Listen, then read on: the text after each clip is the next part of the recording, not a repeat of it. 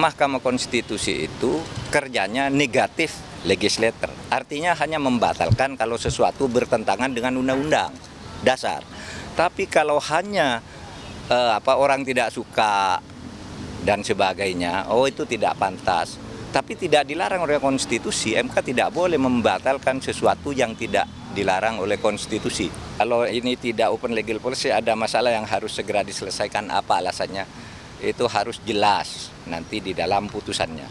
Menurut saya sederhana sih, kok terlalu lama memutus itu.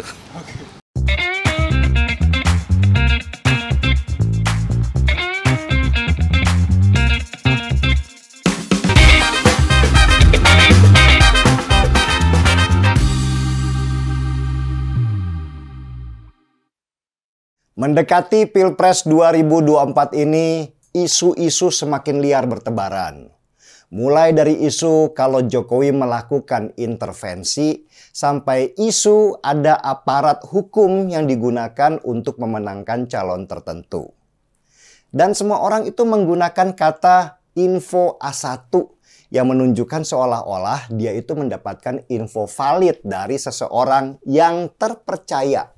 Meski dia juga nggak pernah menyebutkan nama, siapa sih yang terpercaya itu?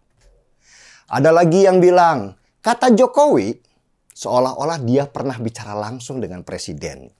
Padahal dia itu hanya mendengar dari katanya si A atau katanya si X. Orang sekarang lebih mempercayai apa yang dia dengar daripada fakta yang sesungguhnya terjadi. Dan salah satu isu yang lagi panas-panasnya adalah apa yang terjadi di Mahkamah Konstitusi sekarang. Mahkamah Konstitusi beberapa waktu ini menghadapi gugatan dari beberapa kader Gerindra dan juga kadernya PSI terkait batas usia minimal menjadi calon presiden dan calon wakil presiden yang selama ini ditetapkan ada di usia 40 tahun. Kader Gerindra dan PSI menggugat Mahkamah Konstitusi supaya menurunkan batas usia itu menjadi 35 tahun saja. Awalnya sih banyak orang yang nggak peduli dengan gugatan itu. Sampai akhirnya menguatlah nama Gibran Rakabuming yang baru berusia 35 tahun untuk menjadi calon wakil presidennya Prabowo. Dan mulailah bertebaran teori konspirasi bahwa gugatan batas usia itu memang dilakukan oleh Gerindra dan PSI untuk meloloskan seorang Gibran. Apalagi sekarang mendadak baliho-baliho Gibran calon wakil presiden 2024 itu bertebaran di mana-mana seolah menyambut adanya putusan Mahkamah Konstitusi yang akan mengabulkan gugatan batas usia minimal itu. Dan tudingan konspirasi untuk meloloskan Gibran menjadi calon wakil presidennya Prabowo semakin menguat. Bahkan sekarang sudah membangun persepsi bahwa Jokowi ingin membangun politik dinasti. Apalagi ketua Mahkamah Konstitusinya adalah iparnya Jokowi. Dan kisah panasnya sidang di Mahkamah Konstitusi ini sudah terdengar keluar. Pro dan kontra di antara hakim di Mahkamah Konstitusi untuk memutuskan apakah batas usia minimal itu perlu diturunkan atau tidak. Kabarnya bikin banyak orang itu geram. Hukum seperti dimainkan hanya supaya ada orang yang kebelet berkuasa. Dan akhirnya punggawa-punggawa hukum pun keluar. Karena mungkin mereka merasa marah dengan situasi seperti ini. Profesor Mahfud MD misalnya. Mendadak Profesor Mahfud mengeluarkan pernyataan mengkritisi Mahkamah Konstitusi. Bahwa MK sejak awal seharusnya nggak perlu itu menerima gugatan batas usia minimal itu. Alasan Profesor Mahfud MD karena gugatan batas usia itu sifatnya adalah open policy atau kebijakan yang terbuka. Sehingga seharusnya sejak awal ketika ada yang menggugat batas usia, MK itu nggak perlu terima gugatannya. Kembalikan saja ke lembaga lain karena legal standingnya aja sudah nggak tepat, kata Mahfud MD. Dan menurutnya lagi, tugas MK hanya boleh memutuskan apapun yang melanggar konstitusi.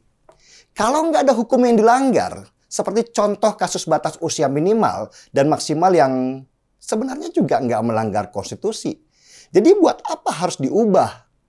Lagian bukan ranahnya Mahkamah Konstitusi harus mengubah berapa batas usia seseorang menjadi calon presiden dan calon wakil presiden, karena yang membuat dan berhak untuk mengubahnya bukan Mahkamah Konstitusi, tetapi DPR, bukan MK.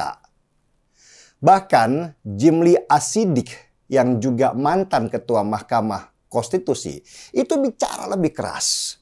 Dia menganggap masalah batas usia itu masalah sepele, masalah remeh. Jadi nggak usahlah dipolitisasi. Bikin jelek nama Jokowi, katanya keras. Menegur Mahkamah Konstitusi yang lebih sibuk membahas perkara batas usia minimal itu daripada perkara pelanggaran konstitusi yang jauh lebih berat. Bahkan situasi panas di MK itu juga membuat Hendardi, Ketua Setara Institut, ikut komentar pedas. MK harus netral katanya. Satu-satunya lembaga penyelenggaraan pemilu yang harus netral, harapannya cuma di MK. Dan Hendardi sepakat dengan Profesor Mahfud MD bahwa masalah batas usia itu bukan wewenangnya Mahkamah Konstitusi, karena itu ranahnya ada di Presiden dan DPR.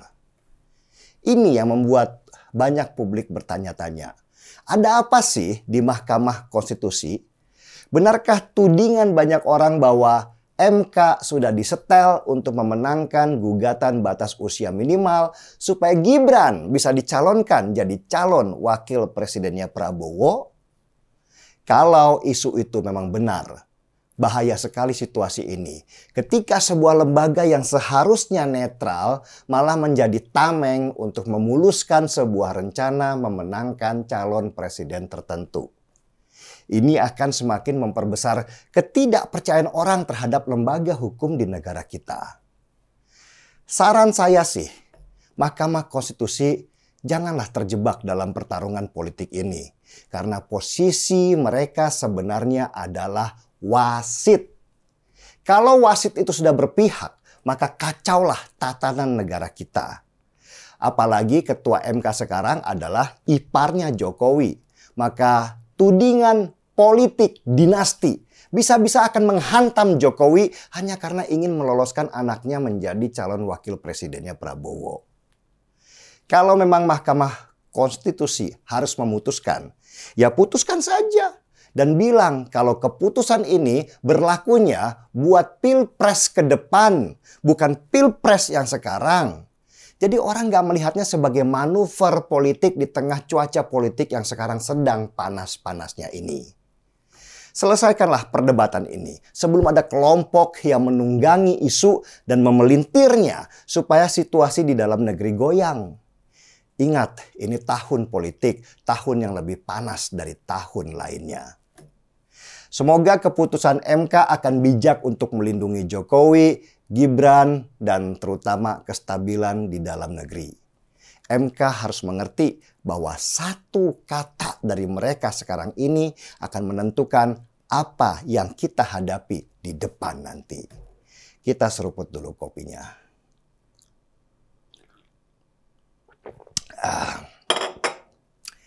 Markibong, mari kita bongkar semua. Saya Denny Siregar, kita di acara Timeline.